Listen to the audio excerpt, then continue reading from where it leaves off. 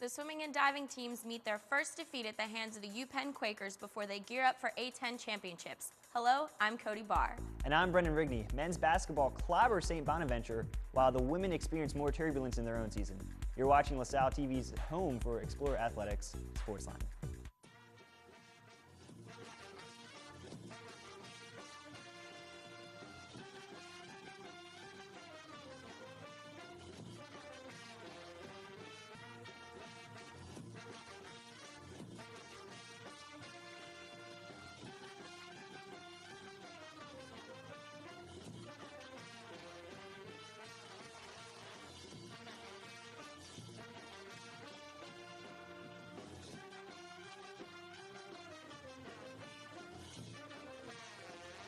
Welcome, dear viewers. Treats aplenty on this episode. Jake Smolinski has another outstanding sit-down with the man with the winning smile, tennis player Tom MacLeod. And later, headlines will be explored, this time by Ana Gomez, followed by the Marquee matchup with Mickey Kelly.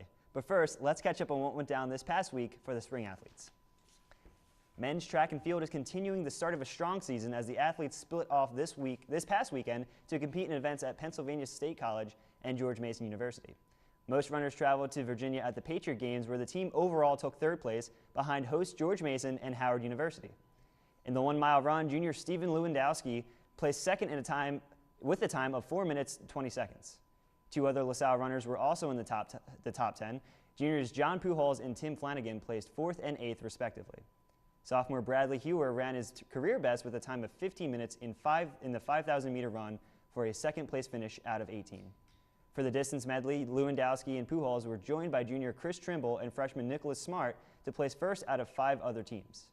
Two runners also traveled to the Penn State Nationals, where Nico Greco ran in the 5,000 meter for 13th place. Graduate student Vince Perozzi ran the 3,000 meter, placing 14th. At George Mason, the women's team found similar success. Sophomore Olivia Boyer marked her career best in the 3,000 meter with a time of 10 minutes 47 seconds. In the 800 meter, Kate Conville placed 3rd out of 44. The junior lost the title by less than 2 seconds. In the 1 mile run, senior Courtney Kramer placed 19th, running 5 minutes and 36 seconds. SportsLine's own Madison Elliott, competed at the Patriot Games as well, where she debuted this season in the mile run. Maddie ran the mile in just over 6 minutes. In the 400 meter relay, Amber Jenkins and Teo Taylor joined Boyer and Conville to place 5th out of 11 teams. Overall, the women placed 10th behind strong adversaries of the likes of George Washington and James Madison. At the Penn State National, Kaylee Solano triumphed in the 800 meter run, placing first in front of 12 other athletes. Taylor Hackett also had a successful weekend as she ran her career best in the 3,000 meter with a time of 10 minutes and 13 seconds. Both men's and women's track and field travel next weekend up to Yale University. Unable to make the trip is one runner, a senior. I sat down with a veteran explorer to find out what's holding her back from the track. Imagine losing the love of your life your senior year of college. You spent 4 years focused and dedicated to this love, and then suddenly, it all falls to ruin. This is the trauma of Katie Boligitz, a senior on the LaSalle women's cross-country team who's been stripped of her greatest and first love. Running has always been a constant throughout her life as a source of happiness and companionship, which is why she's hurting. With not running, I haven't gotten to see the team a lot, so it's kind of that camaraderie I don't have anymore. But Katie's injury isn't just affecting her life at school. It's driving a wedge between her and her active family. We like to make the joke that a family that runs together stays together. So running's been in my blood, and I've always just liked it because of what it was. And so not being able to do my favorite thing has been hard, especially when my brother goes for his runs and my sister gets to run it. Unfortunately, her injury is not one that can be cured and doctored easily on a reasonable timetable. Her future on the track is up in the air. Well, I had a stress fracture last year in the same spot. It's in my shin, it's in my tibia on my right leg. And we took enough time off, we think, at least. We had at least 12 weeks off. And then this year, everything was going fine. So we're not really sure why it happened. The only way to fix the stress reaction is just with time and just letting it heal on its own. I'm in the boot because it relieves pressure off my legs. But this fervent athlete hasn't been completely booted from running. She's filled the hole in her soul with a new training method and is dripping in motivation thanks to something a little bit unique. aqua jogging. The good thing about just having a stress reaction as opposed to something broken or something in my hips, I can aqua jog, and so it mimics running without the impact, and so I'm able to maintain my fitness. It's nice having an alternative to keep in shape while I'm injured, but it can get kind of monotonous going around in a square, knowing that the square is only 2 minutes long. But I have some friends who come in, and it makes it a little bit more bearable. For SportsLine, I'm Cody Barr. Well, Cody, I understand that you shot that back in the fall. I did. So can you tell me what Katie's been up to Yes, lately? my roommate Katie is back to running, but she cannot compete yet because she's still a little bit out of shape because aqua jogging only fulfills so much, and she's not used to the different air quality, I guess, because aqua jogging in the pool, it's humid, it's heavy on your lungs, and then outside it's cold. You know, it's a lot of difference, and she's still trying to get used to it, but hopefully she'll be back. Well, let's hope the best for Katie. So, yeah. On to women's basketball. The women's basketball team took to the court in Richmond, Virginia on January 31st, where they squared off against A10 rival VCU. The Explorers managed to do something that they had failed to do in 6 straight games, win. The game was back and forth throughout with more than 10 lead changes. At halftime, it was a stalemate at 30-30. The Rams got something going early on in half 2, but the Explorers battled hard to keep it close and even take leads of their own. As the game closed in on the finish, the Explorers were able to pull away and finally secure a healthy lead. In the end, the Blue and Gold captured the 74-65 victory behind an Ebony Wells performance that included 5 rebounds and a career-best 17 points. Their good fortune would not last forever. On February 4th, the women's squad took on a struggling yet determined team in the St. Joe's Hawks. The Explorers faltered right out of the gate, falling behind 10-2 within minutes. LaSalle trailed by 11 at halftime, but managed to put points on the board in the second half to trim the deficit, thanks in large part to Alicia Cropper, who contributed 18 of her 25 points in the second half. However, they were unable to fully overcome the margin, falling 70-64 and dropping to an even 500 on the season. Cropper was able to make headlines even in the loss as she scored her 1,000th career point after a 3 in the second half. On Saturday, January 31st, the men's basketball team traveled to Olean, New York to take on an A10 rival St. Bonaventure. Despite the Bonnies starting the game on an 8-0 run, the Explorers got their heads together and improved their defense. These adjustments paid off big for LaSalle as they held St. Bonaventure to just 33.9% for the game.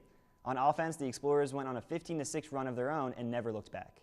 Jordan Price led all scorers with 24 points on the game, with Cleon Roberts adding 20 points of his own. 2 unsung heroes for the Blue and Gold were Khalid Lewis and Steve Zach. While Zach grabbed a game-high 14 rebounds, Lewis held A10 leading scorer Marcus Posley to just 4 points. LaSalle won the game 66-56. Hot off winning streaks, the men's and women's swimming teams hosted UPenn at Kirkpool for a showdown between 2 of the best programs in the area. Jake Smolinski has the coverage. On January 22nd, LaSalle swimming and dive floundered in a tough loss to UPenn at home in Kirkpool. With a momentous undefeated season behind them, the men's team came into the meet ready to finish out their season on top. Albeit slightly rockier, the women were in the same position. The week prior, both the men's and women's teams had hit their stride against Loyola in blowout wins. However, as the final meet of the season, it was appropriate that it was UPenn. With an incredibly talented and efficient team, UPenn had set the stage to give our 2 teams a challenge. This created an incredibly tense atmosphere at Kirkpool that left both sides wound tight from the first race. So, starting out with the medleys and 1,000-meter freestyles, Penn pulled out to an instant advantage versus the men, sweeping both of the events.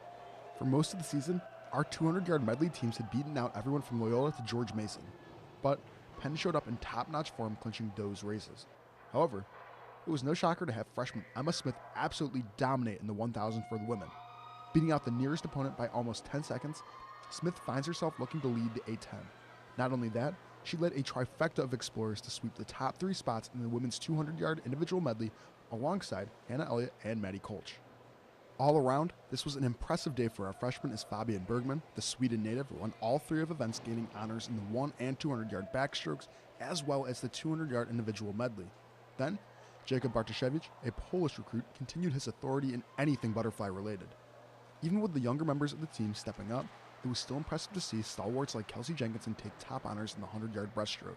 In this particular race, she managed to etch out a UPenn swimmer by 0.3 of a second. Now, moving over to the other side of the pool, the diving events were commanded by the Blue and Gold. CJ Gimble, Dylan Urasitz and Chase Ott went 1-2-3 in the 1-meter dive, while Urasitz and Gimbel also went 1-2 in the 3-meter. For the women, Paige Fishkorn won the 1-meter dive to round out a strong appearance for the Explorers. Then, moving back to the lanes, a big win came in one of the final events of the meet for the men, with Johan Roth, Justin Hughes, John Cabral, and Bassem Otala locking down a tight win in the 200-yard freestyle relay by 4 seconds. However, this final push wouldn't be enough to carry either the men's or women's team to victory against the UPenn squad. The final score for the men was 160.5 to 131.5 and 180 to 117 for the women. A bittersweet end to the regular season, most of these races were lost in a tenth of a second margin. After normally spending the season on the winning side, this might be the fire that the Explorers need as they head into the A-10 Championships in Ohio from Wednesday, February 18th to the 21st. We wish them the best of luck as they prepare for the end of the 14-15 season. This takes us to our first break, but we have more for you at home. That's right, Brendan. Tom MacLeod's dialogue with Jake will be here when we get back. And later still, Anna Gomez and Mickey Kelly will also be in-house. Stay tuned, folks.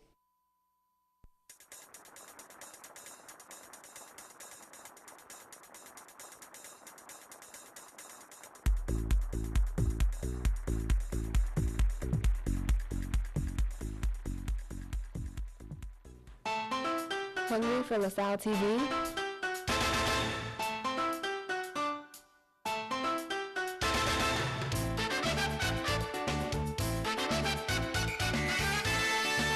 Check us out on YouTube. Follow us on Facebook. Check out our Twitter.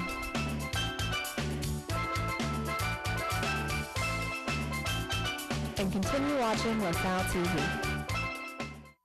I know what it's like to grow up in a world that looks at you very differently. Every day, many children with physical imperfections and deformities courageously face the world. Together with the Caring for Kids program from the Plastic Surgery Foundation and the Hannah Storm Foundation, there is hope. With your help, these children can get the medical procedures they need, regardless of their ability to pay. Help a child in need at thepsf.org/kids. There's something for everyone on LaSalle TV. I watch LaSalle TV. I watch LaSalle TV. The baseball team watches LaSalle TV. I watch LaSalle TV. I watch LaSalle TV. Veo televisión de LaSalle. LaSalle.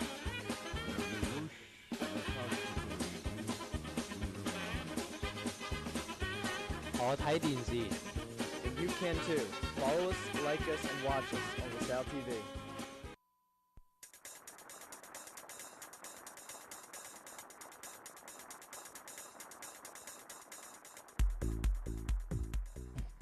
Oh, welcome back. Jacob Smolinski had the chance to sit down with Tom MacLeod of the men's tennis team. Take a look. Hello and welcome to On the Sidelines. I'm your host, Jacob Smolinski, and we are here with the senior captain of the tennis team, Tom MacLeod. How's it going, man? Thank you so much for coming on the show. Thanks for having me. I really appreciate it.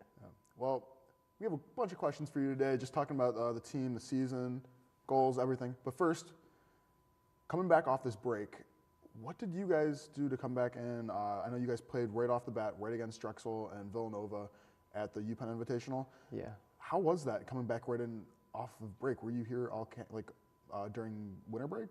Well, I was actually home in Maryland, and I was training a lot. It was a difficult tournament, though, definitely just coming off, winter season. We really weren't as prepared as we wanted to be, but it really gave us a good sense of where we're at as a team and where we want to go. We really saw some positive things from the tournament. We were right there with some of the best schools in the entire state. So we're really ready. We see what we need to do to improve, and I think that tournament really was like a wake-up call.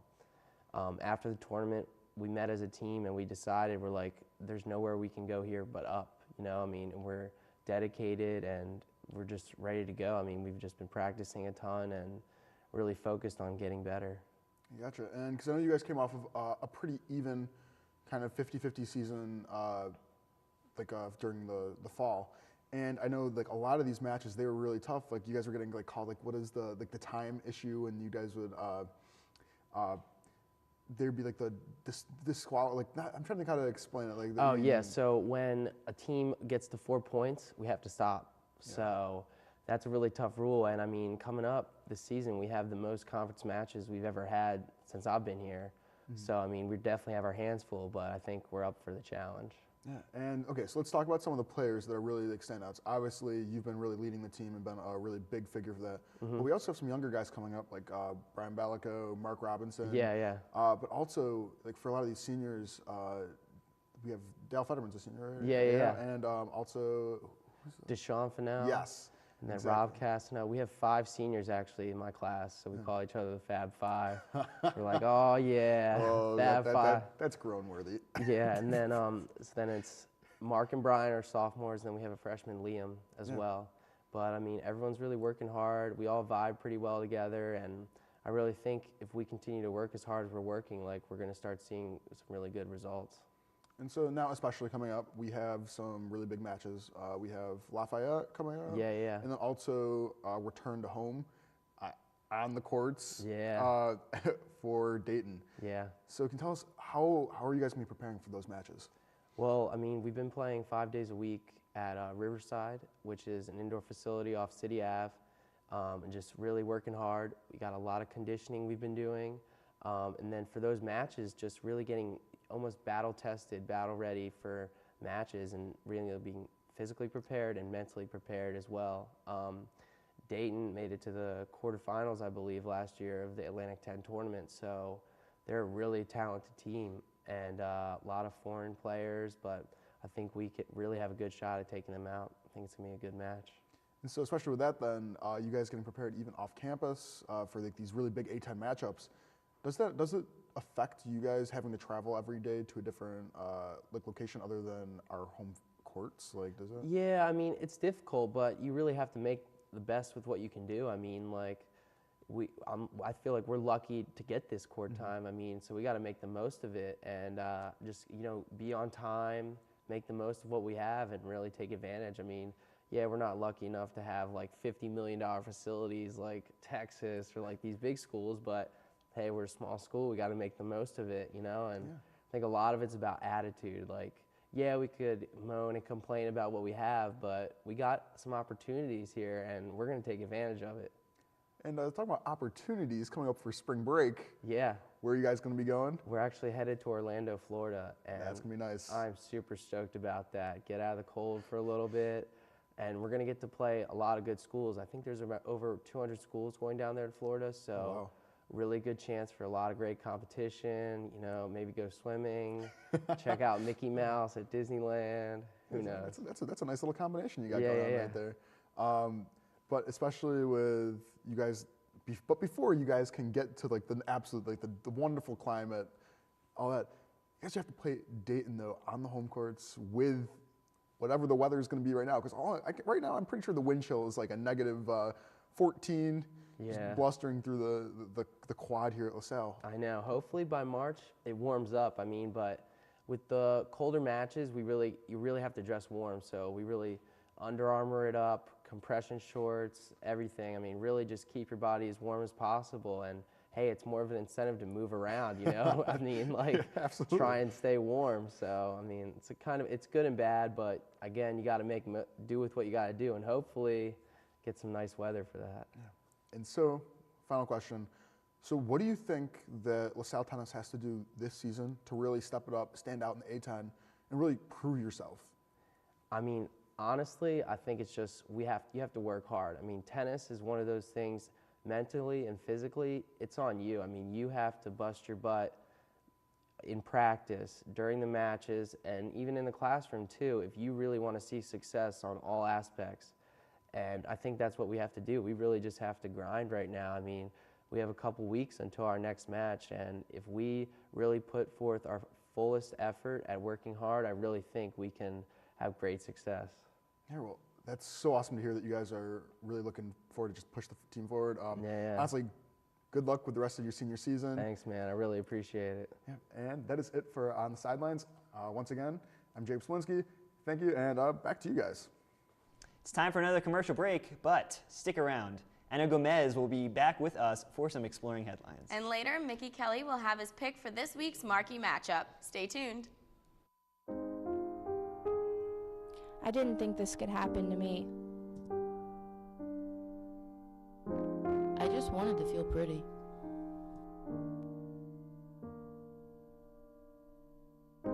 just put my drink down for a second. I didn't want to hurt her. I didn't want to fight back.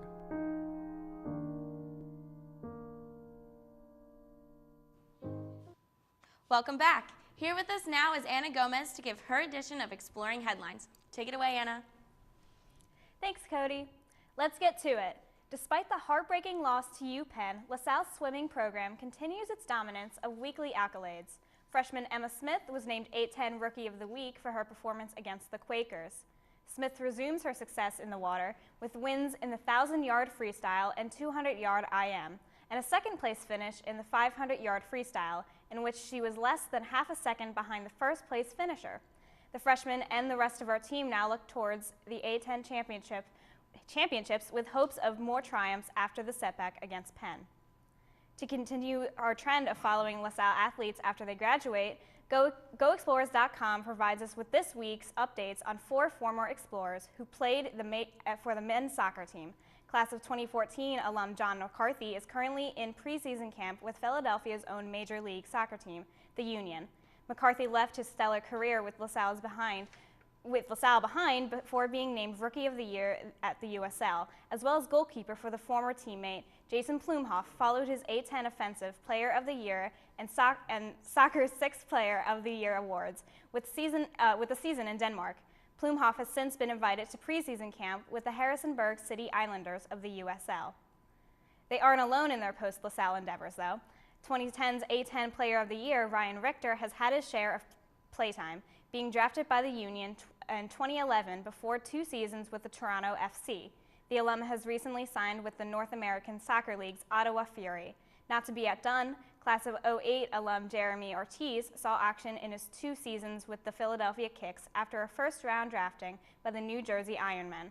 Next, the former Explorer moved to the Rochester Lancers in the Indoor League while also playing for the U.S. Futsal national team in the 2011 Grand Prix in Brazil. The Philadelphia Big Five Hall of Fame adds another LaSalle alum to its ranks. Class of 63 graduate Bill Raftery will be honored in the Hall's season-ending banquet in April. A former LaSalle's basketball player, Raftery went on to coach for 11 years with Seton Hall following this. The alum has worked as a broadcaster for the networks such as CBS, ESPN, and currently calls for Fox News 1, and will be calling the upcoming Final Four championship games.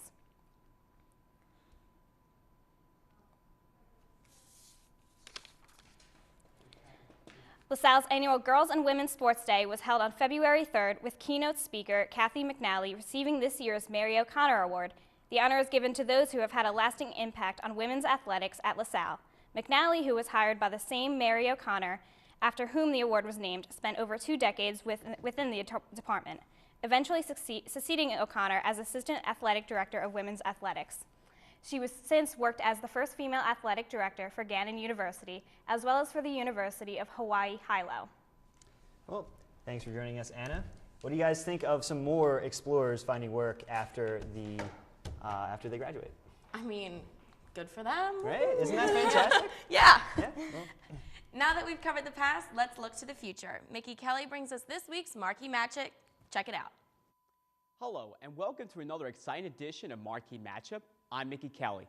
The basketball season for the Atlantic 10 will be determined in the next few weeks, as the Explorers will face the Massachusetts Minutemen on the road Sunday, February 8th. The Explorers will enter this game coming off a win against St. Bonaventure. This was a crucial victory because the Bonnies have been one of the top teams in the Atlantic 10, with a final score of 66-56. They held the Bonnies to 34% shooting from the field. To Coach Giannini, this is something he has never seen in basketball, but he has been pleased with his team lately. This win will give the men the confidence they need entering into their game against the Minutemen. To get their 3rd straight win, they will look towards 2 transfers who will be their key players, sophomores Jordan Price and Cleon Roberts. Price is coming off an impressive stretch the past 2 games. In Explorers' rout against St. Bonaventure, he scored 24 points and was an essential player in the win against crosstown rival St. Joe's. Price has made 87 of his last 104 foul shots all season. He's currently third in the Atlantic 10 in free throw shooting. He is also second in the Big Five and eighth in the Atlantic 10 in scoring nearly 16 points per game. Price is the first player in the Atlantic 10 with multiple 30-point games this season, and the first to accomplish this since Rodney Green. Roberts has been another key player. He has proven his mettle this season. After sitting a full season out, he has established himself as one of LaSalle's top offensive threats.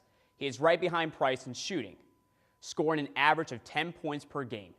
The Georgia Southern transfer only adds to the team accolades, and we will be looking to him against the Minutemen. Now, our keys to the game. Discipline is needed for our team. Some key players are not playing smart when it comes to their mental game. They must discipline themselves when playing every given minute. Next, defense. And we can't stress that enough. Defense has been the cornerstone of much of LaSalle's success this season. They are allowing an average of only 61 points per game, which is the best since the 1951 Explorers allowed 60.9. Finally, eye on the prize. As mentioned, the Atlantic 10 is weeks away, and the Explorers need to play to compete because it won't be a slam dunk. The men need to play every game like it is the Atlantic 10 championship. Make sure to watch the game Sunday, which will be broadcast on CBS Sports Network at 4 p.m. Good luck to our men. For this week's Marquee matchup, I'm Mickey Kelly. Go Explorers. Well, that just about wraps it up for this week. If you can't make it out to see the Marquee matchup, make sure to tune in to next week for our coverage. Be sure to keep up with this weekend's other sporting events by following us on Twitter at SportsLine LTV. We post game updates and sneak peeks into the upcoming show. Also check us out on Facebook at facebook.com/LaSalleTV. We welcome you to send us your thoughts and suggestions about the show on either website. Speaking of websites, Brendan, you posted something really interesting on Facebook yesterday. Would you care to talk about it? Of course. It actually concerns my friend Ryan, who is a swimmer over at Villanova. Let's hear it. Strength is a funny word with many definitions and meanings that can be unique to us individually. We watch our athletes and wonder in amazement where they find the grit or tenacity to perform such astonishing feats. That's strength. Or parents, we observe them as they spend each minute of our lives raising us to become the independent and moral people they hope us to become. That's strength. Often, strength transcends what we originally perceived it to be, and it can be found in all sorts of places. A dear friend and peer of mine, Villanova swimmer Ryan Murtha, proved he had strength of a particular type when he decided to tell his fellow teammates that he was gay. After coming to terms with a part of his life that he rejected at first, Ryan told his team and close friends, "I can say that I am truly honored to be friends with someone who has the bravery to present that aspect of his life to his peers in a world that is still struggling to accept the members of the LGBT community." Although his hopes for continuing his involvement in conservative organizations such as the Boy Scouts are put on hold, his team and friends have rallied around him. It's quite the cherry on top. Ryan, you are an Eagle Scout, you are my friend, and you are my hero. A Scout is brave whether he is straight or whether he is gay. You have proven to me that bravery is the most meaningful sense of that funny word, strength. Thank you. Brendan, that was absolutely beautiful. For Anna, Jake, and our entire SportsLine team, I'm Cody Barr. And I'm Brendan Rigney. Thanks for joining, and we'll see you at the game.